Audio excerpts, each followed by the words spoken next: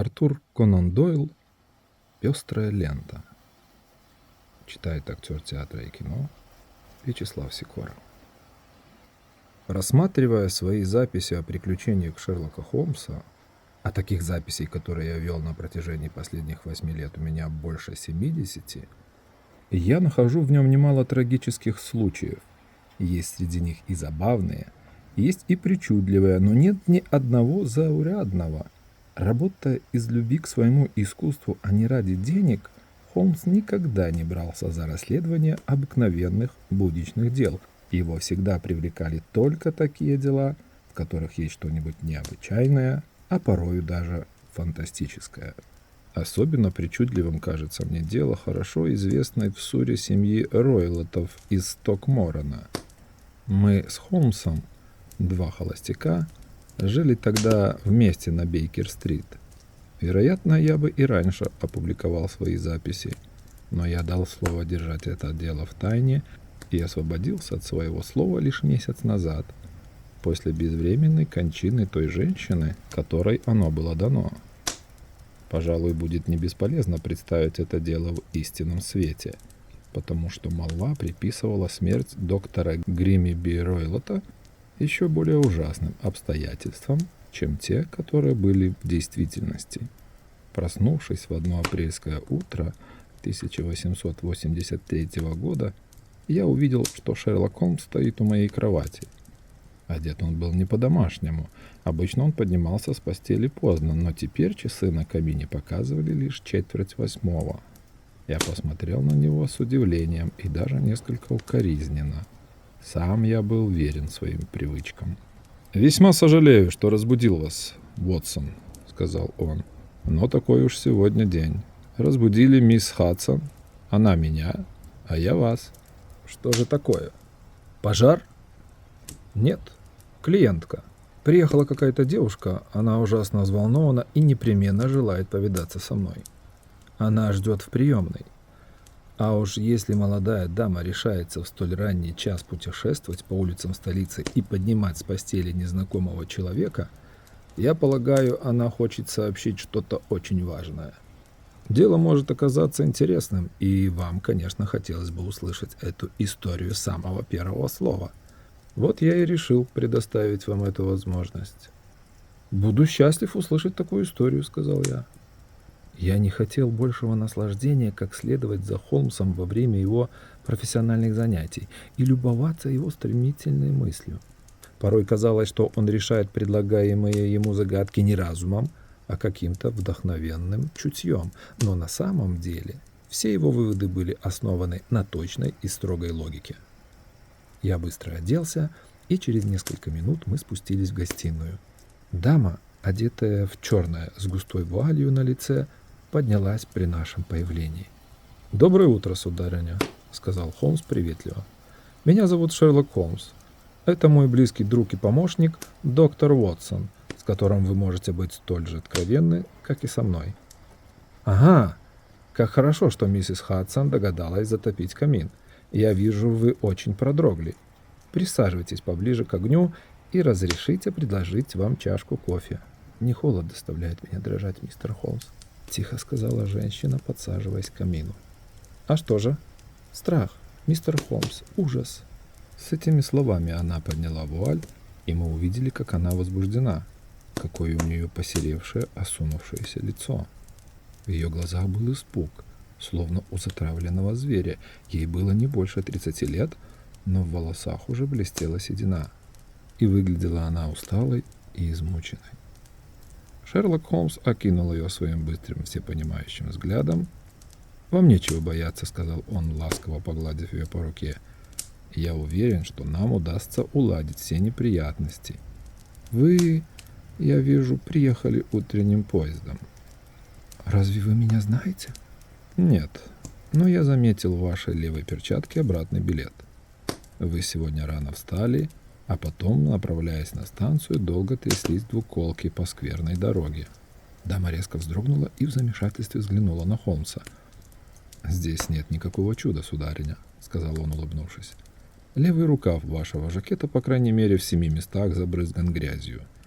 Пятна совершенно свежие, Так обрызгаться можно только в двуколке, сидя слева от кучера. «Все так и было», — сказала она. «Около 6 часов я выбралась из дому, в 20 минут 7 было в Литхерде и с первым поездом приехала в Лондон, на вокзал Ватерлоо. Сэр, я больше не вынесу этого, я сойду с ума. У меня нет никого, к кому я могла бы обратиться. Есть, впрочем, один человек, который принимает во мне участие, но чем он мне может помочь, бедняга? Я слышала о вас, мистер Холмс.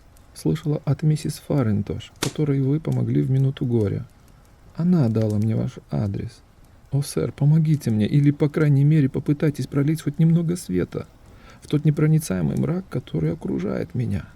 Я не в состоянии отблагодарить вас сейчас за ваши услуги, но через месяц-полтора я буду замужем. Тогда у меня будет право распоряжаться своими доходами, и вы увидите, что я умею быть благодарной». Холмс подошел к конторке, открыл ее и достал оттуда записную книжку. «Фаринтош», — сказал он. «Ах да, я вспоминаю этот случай. Он связан с Тиарой из опалов. По-моему, это было еще до нашего знакомства, Уотсон. Могу вас уверить, сударыня, что я буду счастлив отнестись к вашему делу с таким же усердием, с каким отнесся к делу вашей приятельницы. А вознаграждения мне никакого не нужно, так как моя работа и служит мне вознаграждением. Конечно, у меня будут кое-какие расходы, и их вы можете возместить, когда вам будет угодно. А теперь попрошу вас сообщить нам подробности вашего дела, чтобы мы могли иметь свое суждение о нем».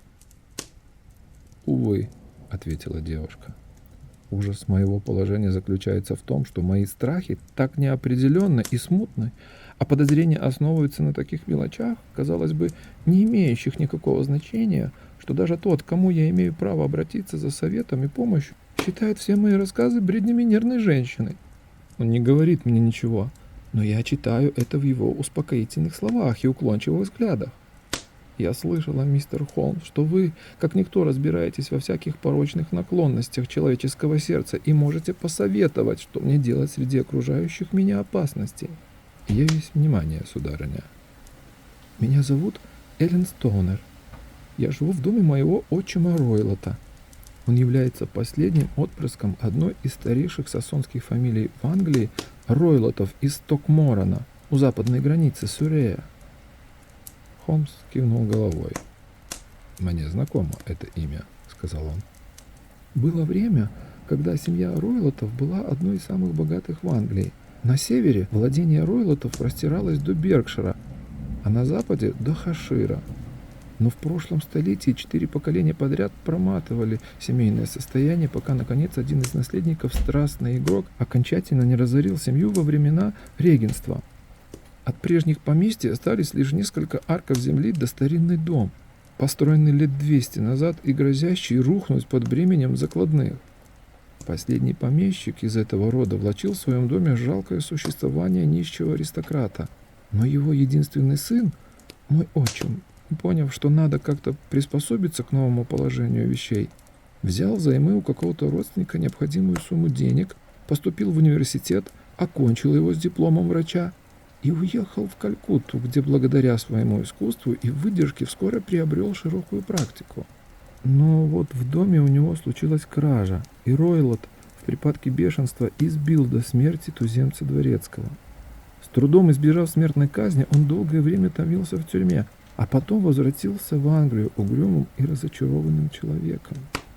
В Индии доктор Ройлтон женился на моей матери, миссис Стоунер, молодой вдове генерал-майора артиллерии. Мы были близнецы, я и моя сестра Джулия. И когда наша мать выходила замуж за доктора, нам едва минуло 2 года. Она обладала порядочным состоянием, дававшее ей не меньше 1000 фунтов дохода в год. По ее завещанию это состояние переходило к доктору Ройлоту, поскольку мы жили вместе. Но если мы выйдем замуж, каждая из нас должна была выделена определенная сумма годового дохода. Вскоре после нашего возвращения в Англию наша мать умерла. Она погибла 8 лет назад во время железнодорожной катастрофы при Кру. После ее смерти доктор Ройлот оставил свои попытки обосноваться в Лондоне и наладить там медицинскую практику, и вместе с нами поселился в родовом поместье в Стокморан. Состояние нашей матери вполне хватало на то, чтобы удовлетворять наши потребности, и, казалось, ничто не должно было мешать нашему счастью. Но странная перемена произошла с моим отчимом. Вместо того, чтобы подружиться с соседями, которые вначале обрадовали, что Ройлот из Токморона вернулся в родовое гнездо, он заперся в усадьбе и очень редко выходил из дома. А если и выходил, то всякий раз затевал безобразную ссору с первым же человеком, который попадался ему на пути. Бешеная вспыльчивость, доходящая до исступления, передавалась по мужской линии всем представителям этого рода, а у моего отчима она, вероятно, еще более усилилась благодаря долгому пребыванию в тропиках. Много было у него яростных столкновений с соседями. 2 раза дело кончалось полицейским участком. Он сделался грозой всего селения. Нужно сказать, что он человек невероятной физической силы, и так как в припадке гнева совершенно не владеет собой, люди при встрече с ним буквально шарахались в сторону. На прошлой неделе он швырнул в реку местного кузнеца, и чтобы откупиться от публичного скандала, мне пришлось отдать все деньги, какие я могла собрать. Единственные друзья его – кочующие цыгане. Он позволяет этим бродягам раскидывать шатры на небольшом заросшем ежевикой клочке земли, составляющем все его родовое поместье, и порой кочует вместе с ними, по целым неделям не возвращаясь домой. Еще есть у него страсть к животным, который присылает ему из Индии один знакомый, и в настоящее время по его владениям свободно разгуливают гепард и павиан, наводя на жителей почти такой же страх, как и он сам. Из моих слов вы можете заключить, что мы с сестрой жили не слишком-то весело. Никто не хотел идти к нам в услужение, и долгое время всю домашнюю работу мы исполняли сами. Сестре было всего 30 лет, когда она умерла, а у нее уже начинала пробиваться седина, такая же, как у меня. Так ваша сестра умерла? Она умерла ровно 2 года назад, и как раз о ее смерти я и хочу рассказать вам. Вы сами понимаете, что при таком образе жизни мы почти не встречались с людьми нашего возраста и нашего круга. Правда, у нас есть незамужняя тетка, сестра нашей матери, мисс Гонория Уэйстфайл. Она живет близ Харроу, и время от времени нас отпускали погостить у нее. 2 года назад моя сестра Джулия проводила у нее Рождество. Там она встретилась с отставным майором флота, и он сделался ее женихом. Вернувшись домой, она рассказала о своей помолвке нашему отчиму. Отчим не возражал против ее замужества, но за 2 недели до свадьбы случилось ужасное событие, лишившее меня единственной подруги. Шерлок Холмс сидел в кресле, откинувшись назад и положив голову на длинную подушку. Глаза его были закрыты. Теперь он приподнял веки и взглянул на посетительницу. «Прошу вас рассказывать, не пропуская ни одной подробности», — сказал Шерлок. «Мне легко быть точной, потому что все события тех ужасных дней врезались в мою память.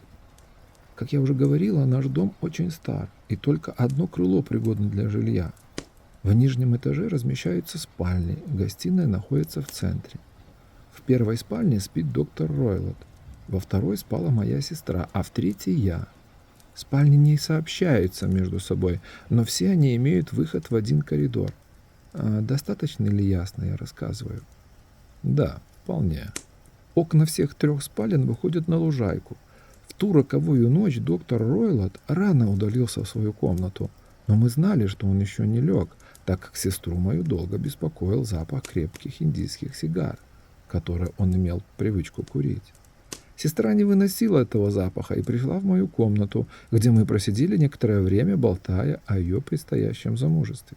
В 11 часов она поднялась и хотела уйти, но у двери остановилась и спросила меня: «Скажи, Эллен, не кажется ли тебе, будто кто-то свистит по ночам?»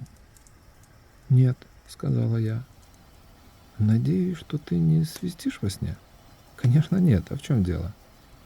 В последнее время, часа в 3 ночи, мне ясно слышится тихий, отчетливый свист. Я сплю очень чутко, и свист будит меня. Не могу понять, откуда он доносится. Быть может, из соседней комнаты, быть может, с лужайки. Я давно уже хотела спросить у тебя, слыхала ли ты его. Нет, не слыхала. Может, свистят эти мерзкие цыгане? Очень возможно. Однако, если бы свист доносился с лужайки, ты тоже слышала бы его. Я сплю гораздо крепче тебя. Впрочем, все это пустяки, улыбнулась сестра и закрыла мою дверь. И спустя несколько мгновений я услышала, как щелкнул ключ в ее двери. «Вот как?» — сказал Холмс. «Вы на ночь всегда запираетесь на ключ?»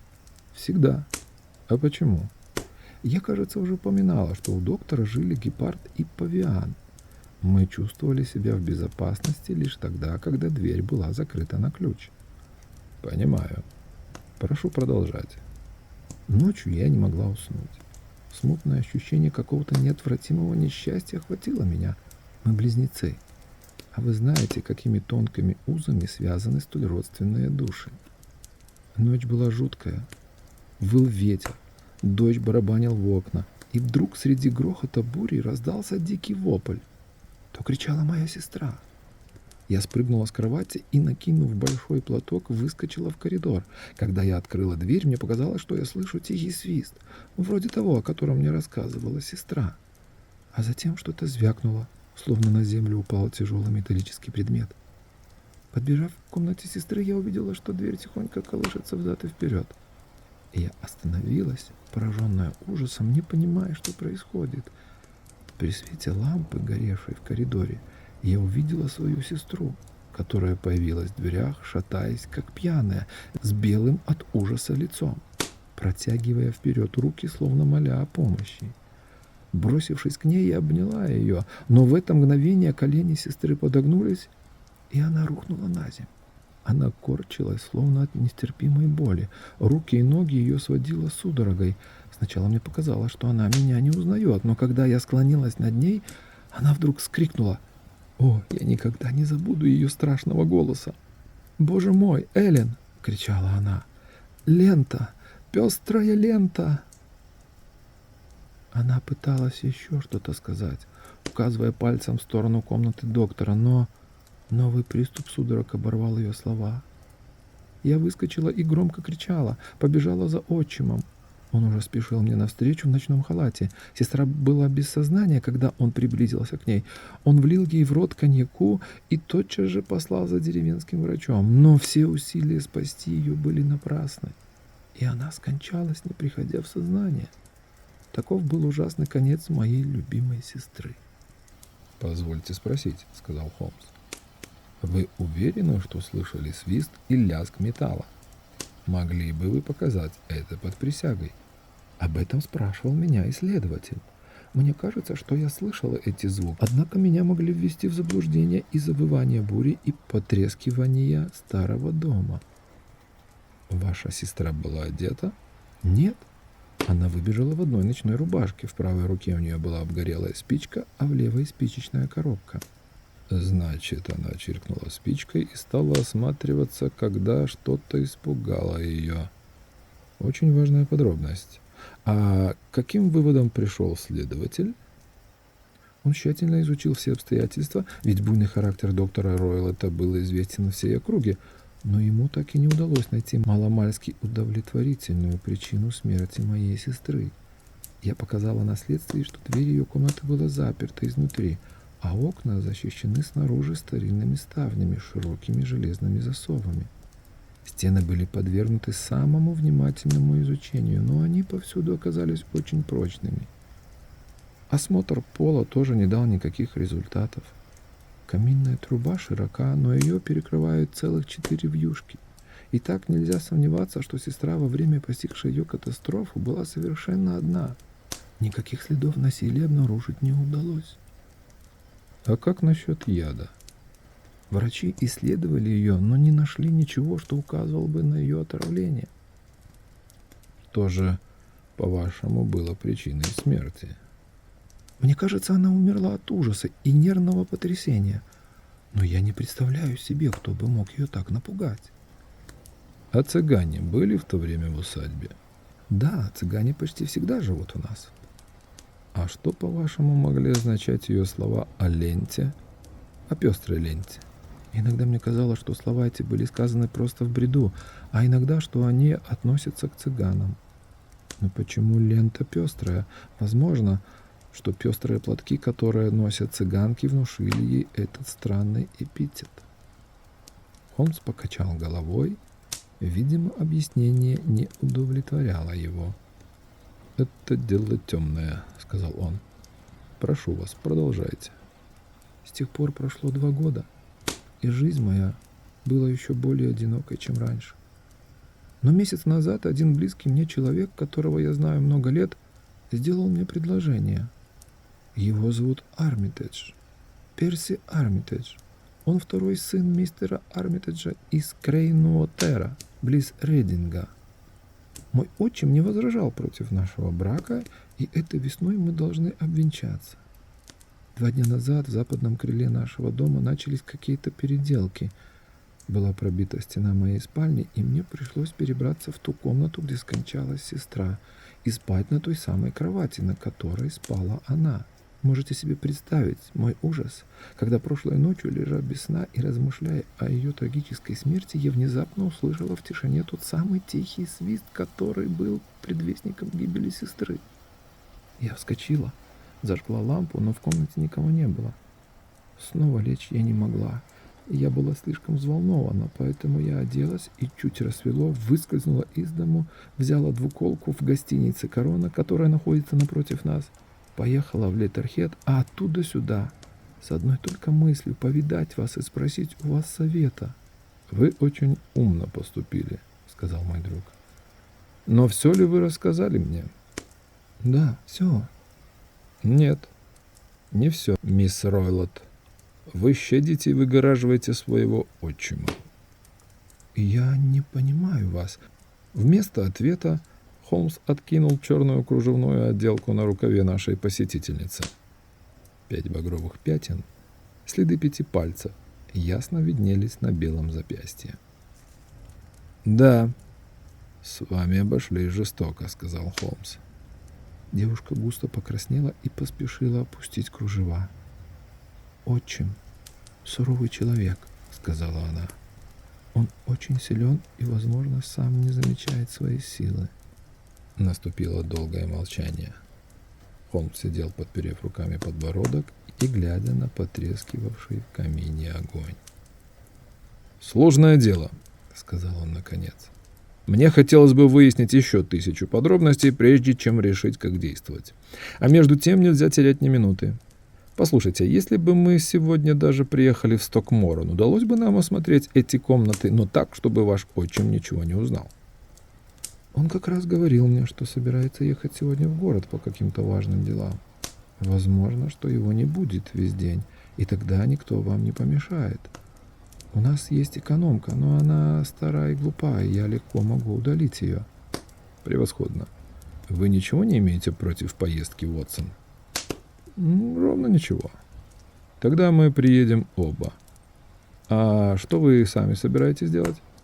«У меня в городе есть кое-какие дела, но я вернусь 12-часовым поездом, чтобы быть на месте к вашему приезду». «А ждите нас вскоре после полудня. У меня здесь тоже есть кое-какие дела. Может быть, вы останетесь и позавтракаете с нами?» «Нет, мне надо идти. Теперь, когда я рассказала вам о своем горе, у меня просто камень свалился с души. Я буду рада снова увидеться с вами». Она опустила на лицо черную густую вуаль и вышла из комнаты. «Так что же вы обо всем этом думаете, Уотсон?» — спросил Шерлок Холмс, откидываясь на спинку кресла. «По-моему, это в высшей степени темное и грязное дело». «Достаточно грязное и достаточно темное. Но если наша гостья права, утверждая, что пол и стены в комнате крепки, так что через двери, окна и каминную трубу невозможно туда проникнуть, значит, ее сестра в минуту своей таинственной смерти была совершенно одна. В таком случае, что означают эти ночные свисты и странные слова умирающей? Представить себе не могу. И если сопоставить факты, ночные свисты, цыгане, с которыми у этого старого доктора такие близкие отношения, намеки умирающей на какую-то ленту и, наконец, тот факт, что мисс Эллен Стоунер слышала металлический лязг, который мог издавать железный засов от ставней. Если вспомнить к тому же, что доктор заинтересован в предотвращении замужества своей падчерицы, я полагаю, что мы напали на верные следы, которые помогут нам разгадать это таинственное происшествие. Но тогда при чем здесь цыгане? Понятия не имею. У меня все-таки есть множество возражений. Да, и у меня тоже. И поэтому мы сегодня едем в Стокморен. Я хочу проверить все на месте. Не обернулись бы кое-какие обстоятельства самым роковым образом. Может быть, их удастся прояснить. «Черт возьми, что это значит?» Так воскликнул мой друг, потому что дверь внезапно широко распахнулась, и в комнату ввалился какой-то субъект колоссального роста. Его костюм представлял собою странную смесь. Черный цилиндр и длинный сюртук указывали на профессию врача, а по высоким гетрам и охотничьему хлысту в руках его можно было принять за сельского жителя. Он был так высок, что шляпой задевал верхнюю перекладину нашей двери, и так широк в плечах, что едва протискивался в дверь. Его толстое, желтое от загара лицо со следами всех пороков было перерезано 1000 морщин, а глубоко сидящие, злобно сверкающие глаза и длинный, тонкий, костлявый нос придавали ему сходство со старой хищной птицей. Он переводил взгляд то на Шерлока Холмса, то на меня. «Который из вас Холмс?» — промолвил наконец посетитель. «Это мое имя, сэр», — спокойно ответил мой друг. «Но я не знаю вашего». «Я доктор Гримиби Ройлот из Стокморена». «Очень рад. Садитесь, пожалуйста, доктор», — любезно сказал Шерлок Холмс. «Не стану я садиться. Здесь была моя падчерица. Я выследил ее. Что она говорила вам?» «Что-то не по сезону холодная погода нынче», — сказал Холмс. «Что она говорила вам?» — злобно закричал старик. «Впрочем, я слышал, крокусы будут отлично цвести», — невозмутимо продолжал мой приятель. «Ага, вы хотите отделаться от меня», — сказал наш гость, делая шаг вперед и размахивая охотничьим хлыстом. «Знаю я вас, подлеца. Я уже и прежде слышал про вас. Вы любите совать нос в чужие дела». Мой друг улыбнулся. «Вы проныра!» Холмс улыбнулся еще шире. «Полицейская ищейка!» Холмс от души расхохотался. «Вы удивительно приятный собеседник», — сказал он. «Выходя отсюда, закройте дверь, а то право же сильно сквозит». «Я выйду только тогда, когда выскажусь. Не вздумайте вмешиваться в мои дела. Я знаю, что мисс Тоннер была здесь. Я следил за ней. Горе тому, кто станет у меня на пути. Глядите!» Он быстро подошел к камину, взял кочергу и согнул ее своими огромными загорелыми руками. «Смотрите, не попадайтесь мне в лапы!» — прорычал он, швырнув искривленную кочергу в камин и вышел из комнаты. «Ха-ха-ха! Какой любопытный господин!» — смеясь сказал Холмс. «Я не такой великан, но если бы он не ушел, мне пришлось бы доказать ему, что мои лапы ничуть не слабее его лап». С этими словами он поднял стальную кочергу и одним быстрым движением распрямил ее. «Какая наглость смешивать меня с сыщиками из полиции!» Что же, благодаря этому происшествию наши исследования стали еще интереснее. Надеюсь, что наша приятельница не пострадает от того, что так необдуманно позволила этой скотине выследить себя. Сейчас, Уотсон, мы позавтракаем, а затем я отправлюсь к юристам и наведу у них несколько справок. Было уже около часа, когда Холмс возвратился домой. В руке у него был лист синей бумаги, весь исписанный заметками и цифрами. «Я видел завещание покойной жены доктора», — сказал он. «Чтобы точнее разобраться в нем, мне пришлось справиться о нынешней стоимости ценных бумаг, в которых помещено состояние покойной. В год смерти общий доход ее составлял почти 1000 фунтов стерлингов, но с тех пор в связи с падением цен на сельскохозяйственные продукты уменьшился до 750 фунтов стерлингов. Выйдя замуж, каждая дочь имеет право на ежегодный доход в 250 фунтов стерлингов. Следовательно, если бы обе дочери вышли замуж, наш красавец получал бы только жалкие крохи. Его доходы значительно уменьшились бы и в том случае, если бы замуж вышла лишь одна из дочерей. Я не напрасно потратил утро, так как получил ясное доказательство, что у отчима были весьма веские основания препятствовать замужеству падчериц. Обстоятельства слишком серьезные, Уотсон, и нельзя терять ни минуты, тем более, что старик уже знает, как мы интересуемся его делами. Если вы готовы, надо поскорее вызвать кэб и ехать на вокзал. Буду вам чрезвычайно признателен, если вы сунете в карман револьвер. Револьвер – превосходный аргумент для джентльмена, который может завязать узлом стальную кочергу. Револьвер да зубная щетка – вот и все, что нам понадобится. На вокзале Ватерлоу нам посчастливилось сразу попасть на поезд. Приехав в Леттерхед, мы в гостинице возле станции взяли двуколку и проехали миль 5 живописными дорогами Суррея. Был чудесный солнечный день. На деревьях и на живой изгороди возле дорог только что распустились зеленые почки, и воздух был напоен восхитительным запахом влажной земли.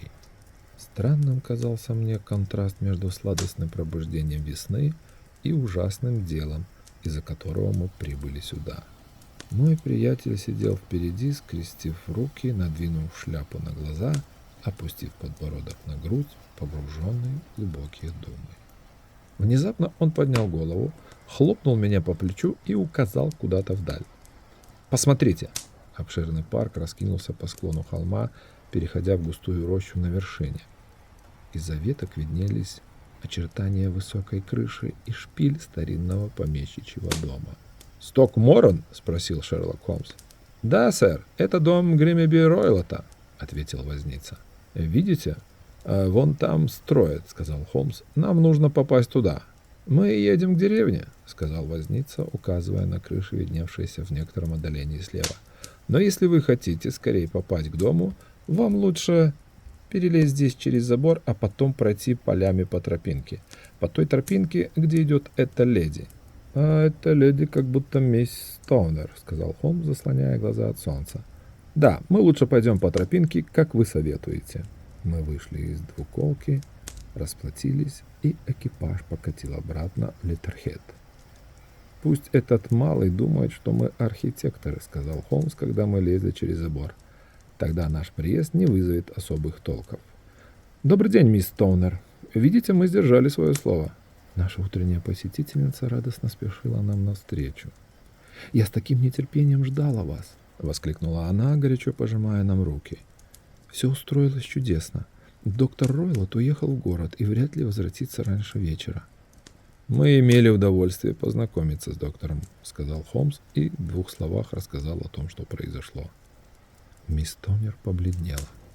«Боже мой!» — воскликнула она. «Значит, он шел за мной следом?»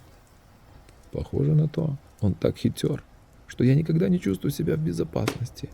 Что он скажет, когда возвратится?» «Придется ему быть осторожнее, потому что здесь может найтись кое-кто похитрее его. На ночь запритесь от него на ключ. Если он будет буйствовать, мы увезем вас к вашей тетке в Харроу. Ну а теперь надо как можно лучше использовать время, и потому проводите нас, пожалуйста, в те комнаты, которые мы должны обследовать». Дом был из серого, покрытого лишайником камня, и имел 2 полукруглых крыла, распростертых словно клешни у краба, по обеим сторонам высокой центральной части. В одном из этих крыльев окна были выбиты и заколочены досками. Крыша местами провалилась. Центральная часть казалась почти столь же разрушенной, зато правое крыло было сравнительно недавно отделано, и по шторам на окнах, по голубоватым дымкам, которые вились из труб, видно было, что живут именно здесь. У крайней стены были воздвигнуты леса, начаты кое-какие работы, но ни одного каменщика не было видно. Холмс стал медленно расхаживать по нерасчищенной лужайке, внимательно глядя на окна. «Насколько я понимаю, тут комната, в которой вы жили прежде. Среднее окно из комнаты вашей сестры, а третье окно, то, что поближе к главному зданию, из комнаты доктора Ройлота». «Совершенно правильно. Но теперь я живу в средней комнате». «Понимаю. Из-за ремонта. Кстати, как-то незаметно, чтобы эта стена нуждалась в столь неотложном ремонте». «Совсем не нуждается. Я думаю, это просто предлог, чтобы убрать меня из моей комнаты». Весьма вероятно. Итак, вдоль противоположной стены тянется коридор, куда выходят двери всех 3 комнат. В коридоре, без сомнения, есть окна. Да, но очень маленькие. Пролезть сквозь них невозможно. Так как вы обе запирались на ключ, то из коридора попасть к вам в комнаты нельзя. Будьте любезны, пройдите в свою комнату и закройте ставни. Мисс Тоннер исполнила его просьбу. Холмс, предварительно осмотрев окно, употребил все усилия, чтобы открыть ставни снаружи, но безуспешно. Не было ни одной щелки, сквозь которую можно было бы просунуть хоть лезвие ножа, чтобы поднять засов. При помощи лупы он осмотрел петли, но они были из твердого железа и крепко вделаны в массивную стену. Проговорил он в раздумье, почесывая подбородок. «Моя первоначальная гипотеза не подтверждается фактами. Когда ставни закрыты, в эти окна не влезть. Ладно, посмотрим, не удастся ли нам выяснить что-нибудь, осмотрев комнаты изнутри». Маленькая боковая дверь открывалась в выбеленный известковый коридор, в который выходили двери всех 3 спален. Холмс не счел нужным осматривать 3-ю комнату, и мы сразу пошли во 2-ю, где теперь спала мисс Тоннер и где умерла ее сестра. Это была просто обставленная комнатка с низким потолком и широким камином, одним из тех, которые встречаются в старинных деревенских домах. В одном углу стоял комод, другой угол занимала узкая кровать, покрытая белым одеялом. Слева от окна находился туалетный столик. Убранство комнаты довершали 2 сплетенных стула да квадратный коврик посередине. Панели на стенах были из темного, источенного червями дуба. Такие древние и выцветившие, что, казалось, их не меняли со времен постройки дома. Холмс взял стул и молча уселся в углу. Глаза его внимательно скользили вверх и вниз по стенам, бегали вокруг комнаты, изучая и осматривая каждую мелочь. «Куда проведен этот звонок?» — спросил он, наконец, указывая на висевший над кроватью толстый шнур от звонка, кисточка которого лежала на подушке. «В комнату прислуги». «Он как будто новее всех прочих вещей». «Да, он проведен всего несколько лет назад». «А, вероятно, ваша сестра просила об этом». «Нет, она никогда им не пользовалась. Мы всегда все делали сами». «Действительно, здесь этот звонок — лишняя роскошь. Вы меня извините, если я задержу вас на несколько минут. Мне хочется хорошенько осмотреть пол». С лупой в руках он ползал на четвереньках взад и вперед по полу, пристально исследуя каждую трещину в половицах. Также тщательно он осмотрел и панели на стенах. Потом подошел к кровати, внимательно оглядел ее и всю стену снизу доверху. Потом взял шнур от звонка и дернул его. «Да ведь звонок поддельный», — сказал он. «Он не звонит?» «Он даже не соединен с проволокой. Любопытно. И видите, он привязан к крючку как раз над тем маленьким отверстием для вентилятора. Как странно. А я и не заметила этого». «Очень странно», — бормотал Холмс, дергая шнур. «В этой комнате многое обращает на себя внимание. Например, каким нужно быть безумным строителем, чтобы вывести вентилятор в соседнюю комнату, когда его с такой же легкостью можно было бы вывести наружу». «Все это сделано тоже очень недавно», — сказала Эллен. «Примерно в одно время со звонком», — заметил Холмс. «Да, как раз в то время здесь произвели кое-какие переделки». «Интересные переделки. Звонки, которые не звонят, и вентиляторы, которые не вентилируют. С вашего позволения, мисс Тоннер, мы перенесем наши исследования в другие комнаты». Комната доктора Гриммиби Ройлота была больше, чем комната его падчерицы, но обставлена также просто. Походная кровать, небольшая деревянная полка, уставленная книгами, преимущественно техническими, кресло рядом с кроватью, простой плетеный стул у стены, круглый стол и большой железный несгораемый шкаф. Вот и все, что бросалось в глаза при входе в комнату. Холмс медленно похаживал вокруг, с живейшим интересом исследуя каждую вещь. «Что здесь?» — спросил он, стукнув по несгораемому шкафу. «Деловые бумаги моего отчима». «Ага, значит, вы заглядывали в этот шкаф?» «Только раз». Несколько лет назад. Я помню, там была кипа бумаг. А нет ли в нем, например, кошки? Нет. Что за странная мысль? А вот посмотрите. Он снял со шкафа маленькое блюдце с молоком. Нет, кошек мы не держим. Но зато у нас есть гепард и павиан. Ах да, гепард. Конечно. Всего только большая кошка, но сомневаюсь, что такое маленькое блюдце молока может насытить этого зверя. Да, в этом надо разобраться.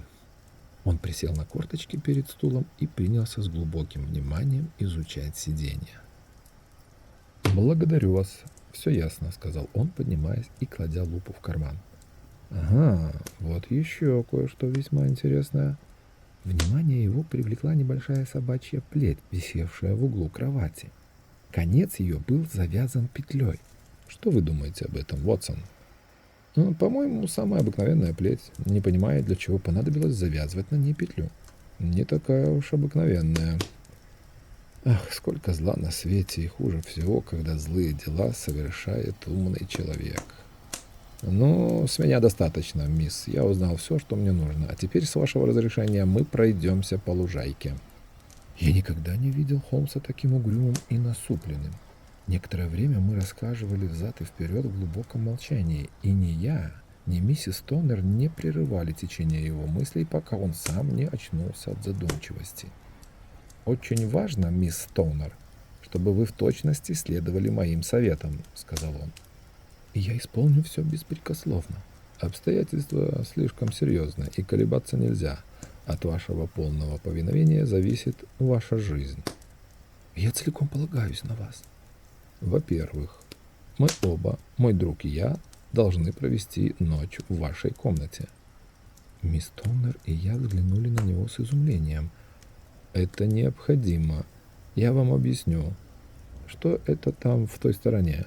Вероятно, деревенская гостиница». «Да, там корона». «Очень хорошо. Оттуда видны ваши окна?» «Конечно». «Когда ваш отчим вернется, скажите, что у вас болит голова, уйдите в свою комнату и запритесь на ключ.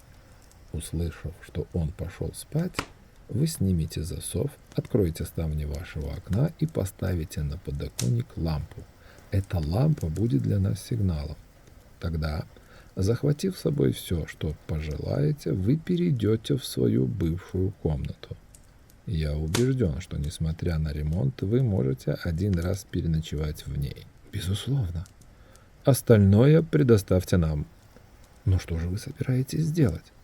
«Мы проведем ночь в вашей комнате и выясним причину шума, напугавшего вас». «Мне кажется, мистер Холмс, что вы уже пришли к какому-то выводу», — сказала миссис Тоннер, дотрагиваясь до рукава моего друга. «Быть может, да». «Тогда ради всего святого скажите хотя бы, от чего умерла моя сестра». «Прежде чем ответить, я хотел бы собрать более точные улики». «Тогда скажите, по крайней мере, верно ли мое предположение, что она умерла от внезапного испуга?» «Нет, неверно. Я полагаю, что причина ее смерти была более вещественна. А теперь, мисс Тоннер, мы должны покинуть вас, потому что если мистер Ройлот вернется и застанет нас, вся поездка окажется совершенно напрасной. До свидания. Будьте мужественны, сделайте все, что я сказал, и не сомневайтесь, что мы быстро устраним грозящую вам опасность». Мы с Шерлоком Холмсом без всяких затруднений сняли номер в гостинице «Корона». Номер наш находился в верхнем этаже. Из окна видны были ворота парка и обитаемое крыло Стокморанского дома. В сумерках мы видели, как мимо проехал доктор Гримеби Ройлот. Его грузное тело вздымалось горой рядом с тощей фигурой мальчишки, правившего экипажем. Мальчишке не сразу удалось открыть тяжелые железные ворота, и мы слышали, как рычал на него доктор, и видели, с какой яростью он потрясал кулаками. Экипаж въехал в ворота, и через несколько минут сквозь деревья замелькал свет от лампы, зажженной в одной из гостиных. Мы сидели в потемках, не зажигая огня. «Право не знаю», — сказал Холмс. «Брать ли вас сегодня ночью с собой? Дело-то очень опасное». «Я могу быть полезен вам?» «Ваша помощь может оказаться неоценимой». «Тогда я непременно пойду». «Спасибо, Уотсон». «Вы говорите об опасности?» Очевидно, вы видели в этих комнатах что-то такое, чего не видел я. Нет. Я видел то же, что и вы, но сделал другие выводы. Я не заметил в комнате ничего примечательного, кроме шнура от звонка, но, признаюсь, не способен понять, для какой цели он может служить. А на вентилятор вы обратили внимание? Да, но мне кажется, что в этом маленьком отверстии между двумя комнатами нет ничего необычного. Оно так мало, что даже мышь едва ли может пролезть сквозь него. Я знал об этом вентиляторе прежде, чем мы приехали в Стокморен. Дорогой мой Холмс, Да, знал. Помните, мисс Тоннер сказала, что ее сестра чувствовала запах сигар, который курит доктор Ройлот. А это доказывает, что между двумя комнатами есть отверстие. И, конечно, оно очень мало, иначе его заметил бы следователь при осмотре комнаты. Я решил, что тут должен быть вентилятор. но какую опасность может таить в себе вентилятор? А посмотрите, какое странное совпадение. Над кроватью устраивают вентилятор, вешают шнур, и леди, спящая на кровати, умирает. Разве это не поражает вас? Я до сих пор не могу связать эти обстоятельства. А в кровати вы не заметили ничего особенного? Нет. Она привинчена к полу. Вы когда-нибудь видели, чтобы кровати привинчивали к полу? Пожалуй, не видел. Леди не могла передвинуть свою кровать. Ее кровать всегда оставалась в одном и том же положении по отношению к вентилятору и шнуру. Этот звонок приходится называть просто шнуром, так как он не звонит. «Холмс!» — вскрикнул я. «Кажется, я начинаю понимать, на что вы намекаете. Значит, мы явились как раз вовремя, чтобы предотвратить ужасное и утонченное преступление». Да, утонченное и ужасное. Когда врач совершает преступление, он опаснее всех прочих преступников. У него крепкие нервы и большие знания. Палмер и Причард были лучшими специалистами своей области. Этот человек очень хитер, но я надеюсь, Уотсон, что нам удастся перехитрить его. Сегодня ночью нам предстоит пережить немало страшного, и потому прошу вас, давайте пока спокойно закурим трубки и проведем эти несколько часов, разговаривая о чем-нибудь более веселом. Часов около 9 свет, видневшийся между деревьями, погас, и усадьба погрузилась во тьму. Так прошло часа два, и вдруг ровно в 11 одинокий яркий огонек засиял прямо против нашего окна. «Это сигнал для нас», — сказал Холмс, вскакивая. «Свет горит в среднем окне». Выходя, он сказал хозяину гостиницы, что мы идем в гости к одному знакомому и, возможно, там и переночуем. Через минуту мы вышли на темную дорогу. Свежий ветер дул нам в лицо, желтый свет, мерцая перед нами во мраке, указывал путь. Попасть к дому было нетрудно, потому что старая парковая ограда обрушилась во многих местах. Пробираясь между деревьями, мы достигли лужайки, пересекли ее и уже собирались влезть в окно, как вдруг какое-то существо, похожее на отвратительного урода ребенка, выскочило из лавровых кустов, бросилось, корчась на траву, а потом промчалось через лужайку и скрылось в темноте. «Боже!» – прошептал я. «Вы видели?» В первое мгновение Холмс испугался не меньше меня. Он схватил мою руку и сжал ее словно тисками. Потом тихо рассмеялся и, приблизив губы к моему уху, пробормотал еле слышно: «Милая семейка, ведь это павиан!» Я совсем забыл о любимцах доктора, а гепард, который каждую минуту может оказаться у нас на плечах.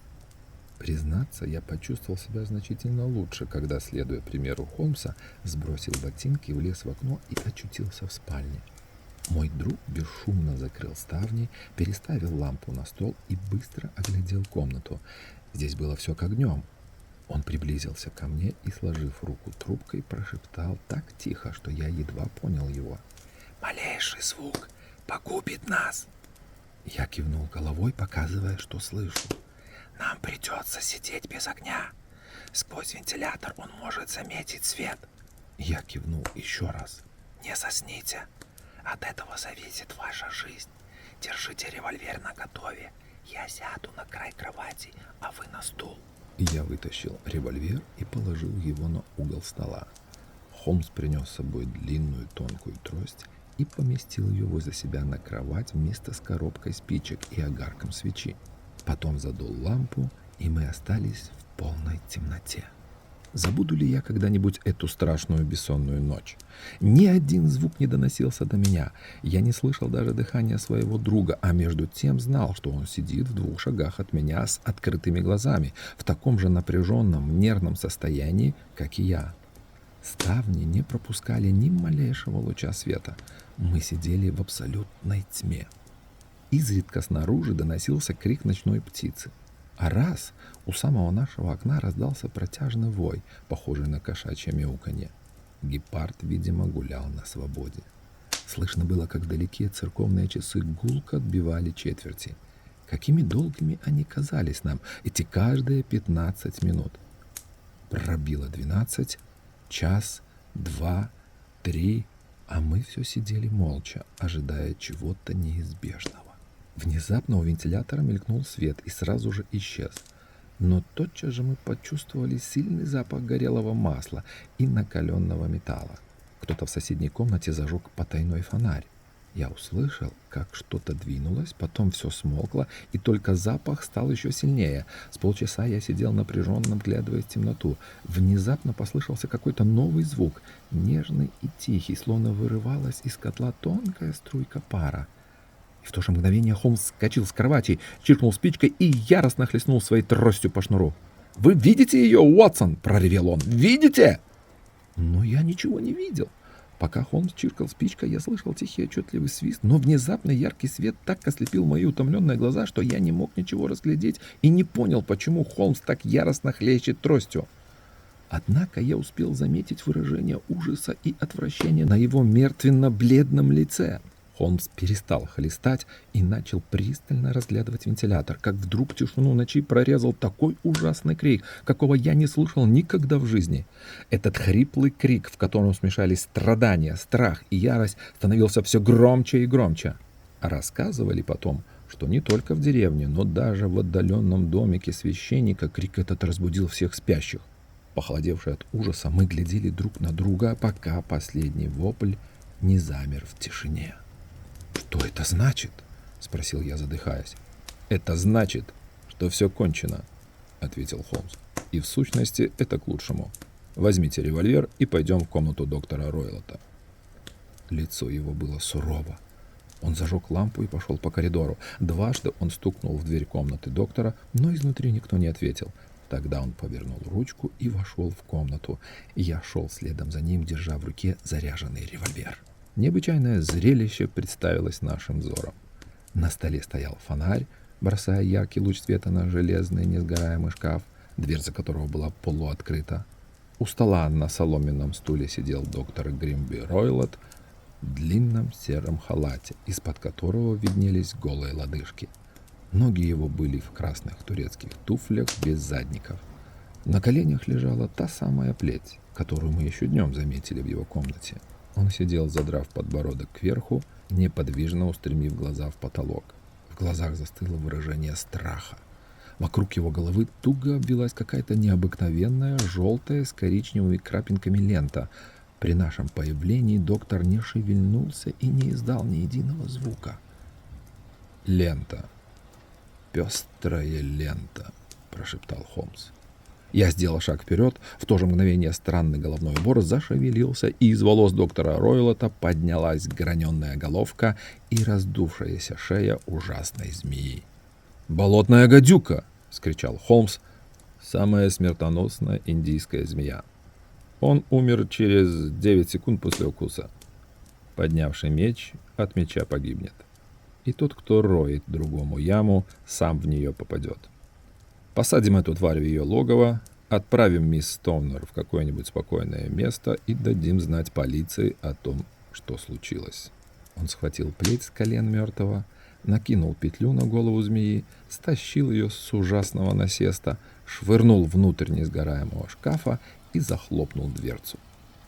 Таковы истинные обстоятельства смерти доктора Гримсби Ройлота из Токморена. Не стану подробно рассказывать, как мы сообщили печальную новость испуганной девушке, как утренним поездом мы припроводили ее на попечение тетки в Харроу, и как туповатое полицейское следствие пришло к заключению, что доктор погиб от собственной неосторожности, забавляясь со своей любимицей ядовитой змеей. Остальное Шерлок Холмс рассказал мне, когда мы на следующий день ехали обратно. «Вначале я пришел к совершенно неправильным выводам, мой дорогой Уотсон», — сказал он. «И это доказывает, как опасно опираться на неточные данные. Присутствие цыган, восклицание несчастной девушки, пытавшейся объяснить, что она увидела, черкнув спичкой, всего этого было достаточно, чтобы навести меня на ложный след.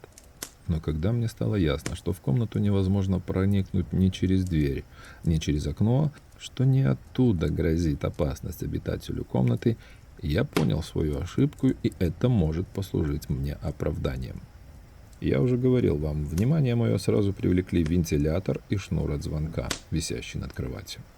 Когда обнаружилось, что звонок фальшивый, а кровать прикреплена к полу, у меня зародилось подозрение, что шнур служит лишь мостом, соединяющим вентилятор с кроватью. Мне сразу же пришла мысль о змее. А зная, как доктор любит окружать себя всевозможными индийскими тварями, я понял, что, пожалуй, угадал. Только такому хитрому, жестокому злодею, прожившему много лет на Востоке, могло прийти в голову прибегнуть к яду, который нельзя обнаружить химическим путем. В пользу этого яда, с его точки зрения, говорило и то, что он действует мгновенно. Следователь должен был бы обладать поистине необыкновенно острым зрением, чтобы разглядеть два крошечных темных пятнышка, оставленных зубами змеи. Потом я вспомнил о свисте. Свистом доктор звал змею обратно, чтобы ее не увидели на рассвете рядом с мертвой. Вероятно, давая ей молоко, он приучил ее возвращаться к нему. Змею он пропускал через вентилятор в самый глухой час ночи и знал наверняка, что она поползет по шнуру и спустится на кровать. Рано или поздно девушка должна была стать жертвой ужасного замысла. Змея ужалила бы ее, если не сейчас, то через неделю. Я пришел к этим выводам еще до того, как посетил комнату доктора Ройлота. Когда же я исследовал сиденье его стула, я понял, что у доктора была привычка становиться на стул, чтобы достать до вентилятора. А когда я увидел несгораемый шкаф, блюдце с молоком и плеть, мои последние сомнения окончательно рассеялись. Металлический лязг, который слышала мисс Тоннер, был, очевидно, стуком дверцы несгораемого шкафа, куда доктор прятал змею. Вам известно, что я предпринял, убедившись в правильности своих выводов. Как только я услышал шипение змеи, вы, конечно, тоже слышали его, я немедленно зажег свет и начал стегать ее тростью. Вы прогнали ее назад в вентилятор и тем самым заставил напасть на хозяина. Удары моей трости разозлили ее, в ней проснулась змеиная злоба, и она напала на первого попавшегося ей человека. Таким образом, я косвенно виновен в смерти доктора Гриммиби Ройлота. Но не могу сказать, чтобы эта вина тяжким бременем легла на мою совесть.